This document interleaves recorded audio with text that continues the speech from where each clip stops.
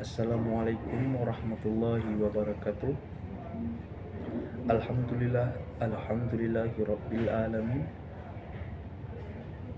Wassalatu wassalamu ala asyrafil anbiya'i wal mursalin wa ala alihi wa sahbihi ajma'in. Baik, pertama-tama perkenalkan, nama saya Teguh Kevin. Saya dari Universitas Islam Negeri Andra Niri Banda Aceh, Fakultas Ilmu Sosial dan Pemerintahan, Prodi Ilmu Administrasi Negara. Baik, di sini saya akan menjelaskan definisi ilmu politik dan apa itu demokrasi, badan eksekutif, legislatif, dan yudikatif, dan yang terakhir tentang partisipasi politik. Pertama-tama saya akan menjelaskan sedikit tentang definisi ilmu politik. Ilmu politik adalah ilmu sosial yang mempelajari teori, praktik, dan sistem politik, termasuk kekuasaan, pemerintahan, kebijakan publik yang serta hubungan antara negara, individu, dan kelompok masyarakat. Ilmu ini berfokus pada cara-cara kekuasaan digunakan, dikelola, dan dipahami dengan berbagai konteks. Apa sih tujuan utama ilmu politik?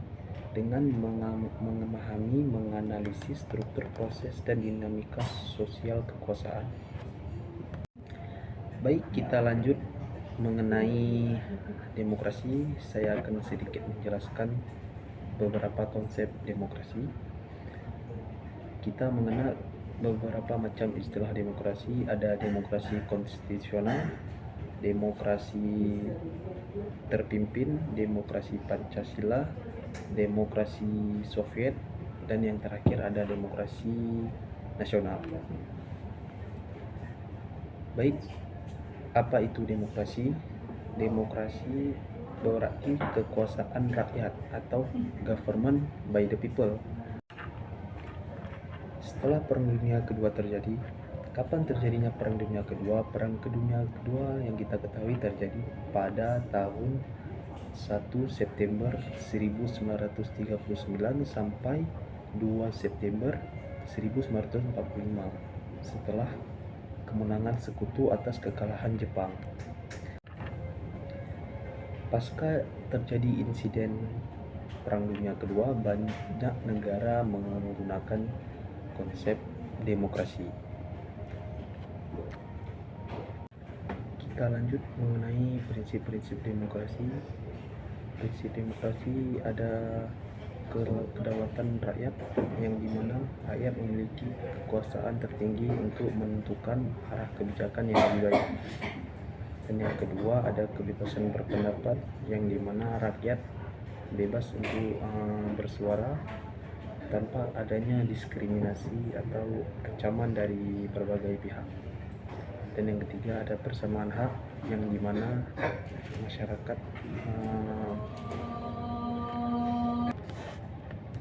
dan yang keempat ada pemilu yang jujur dan adil, yang dimana para penyelenggara pemilu harus bersikap adil, tidak boleh melakukan kecurangan,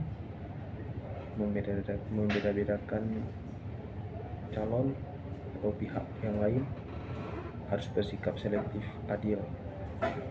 Dan yang kelima ada kepastian hukum. Di sini pemerintah dan masyarakat harus taat akan hukum yang ada di Indonesia. Baik, selanjutnya kita akan membahas tentang badan eksekutif, legislatif, dan yudikatif. Berikut penjelasan singkat dari saya. Ketiga badan ini merupakan pilarnya pemerintahan, atau kita sebut trias politika, yang dicetuskan oleh Montesquieu. Masing-masing dari badan tersebut memiliki kewenangan khusus untuk mengatur negara ini. Yang pertama ada legislatif. Legislatif yaitu berfungsi untuk mengubah atau menjalankan undang-undang. Ada fungsi legislatif. Legislatif mempunyai fungsi yaitu mengubah, mencabut, dan membuat undang-undang. dan mengawasi jalannya pemerintahan yang sesuai dengan hukum dan undang-undang yang berlaku. Tugas dari legislatif itu sendiri adalah membuat anggaran negara dan mengawasi jalannya pemerintahan bersama eksekutif. Yang kedua ada badan eksekutif. Eksekutif juga bertugas untuk menjalankan pemerintahan dan mengimplementasikan undang-undang yang telah dirancang oleh legislatif. Dan eksekutif juga mempunyai tanggung jawab untuk menjalankan kebijakan pemerintah dan melaksanakan pembangunan yang ada di daerah atau negara itu. Dan tugas utama badan eksekutif yaitu ada satu, menjalankan pemerintahan sehari-hari. Yang kedua ada mengelola anggaran negara, dan yang ketiga ada melakukan kebijakan publik. Lanjut, ada badan yudikatif.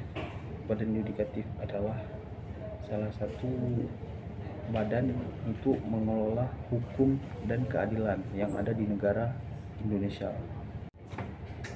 Badan yudikatif ini bertugas untuk menegakkan hukum, menyelesaikan sengketa, dan menjalankan tugas sesuai dengan undang-undang. Badan ini independen, dia tidak terikat oleh badan legislatif dan badan eksekutif. Dia mempunyai wewenang khusus untuk memberikan hukum yang adil, yang sesuai dengan undang-undang. Tugas utama dari badan yudikatif adalah salah satu menegakkan hukum dan keadilan, yang kedua mengawasi hukum, dan yang ketiga memutus perkara hukum. Baik, saya akan menjelaskan contoh-contoh dari badan eksekutif, legislatif, dan yudikatif. Tadi saya belum sempat menjelaskan. Badan legislatif terdiri dari Dewan Perwakilan Rakyat, Dewan Perwakilan Daerah, dan MPR, Majelis Permusyawaratan Rakyat. Dan yang kedua ada eksekutif. Eksekutif juga contoh penerapan di negara seperti presiden yang tertinggi, dan ada menteri, di bawahnya juga ada gubernur, ada bupati, sampai ke kecil camat. Itu semua merupakan wewenang dari eksekutif atau sebagai. Dan yang ketiga ada badan yudikatif. Badan yudikatif ini meliputi seperti Mahkamah Agung, Mahkamah Konstitusi, dan Komisi Yudisial. Ini tiga merupakan bagian dari badan yudikatif. Secara keseluruhan, ketiga badan ini saling melengkapi, mengawasi seiring berjalannya waktu untuk mengawasi pemerintahan agar pemerintahan berjalan dengan adil, efisiensi, dan sesuai dengan hukum. Baik, kita lanjut pada pembahasan yang ketiga, ada partisipasi politik. Definisi partisipasi politik dapat dikatakan adalah seseorang atau sekelompok orang yang aktif dalam hal-hal politik, yang ikut serta dalam kegiatan politik seperti dengan mengawasi atau memilih pemimpin negara secara langsung atau tidak langsung. Kegiatan ini mencakup seperti pemilihan umum, melakukan hubungan dengan pejabat pemerintahan, dan lain-lain. Ini semua dikatakan sebagai partisipasi politik. Ada faktor-faktor yang mempengaruhi partisipasi politik. Satu, ada kesadaran politik. Banyak masyarakat yang belum sadar bahwa dengannya ikut serta mereka dan turut aktif dalam kegiatan ini, mereka membantu dan menyuarakan aspirasi masyarakat lainnya dengan menyuarakan hak-hak mereka. Dan yang kedua ada pendidikan. Semakin tingginya pendidikan seseorang, semakin aktif pula dia ikut dalam kegiatan partisipasi politik. Yang ketiga ada kondisi sosial ekonomi. Orang yang ekonominya bagus cenderung lebih aktif dalam mengikuti partisipasi politik.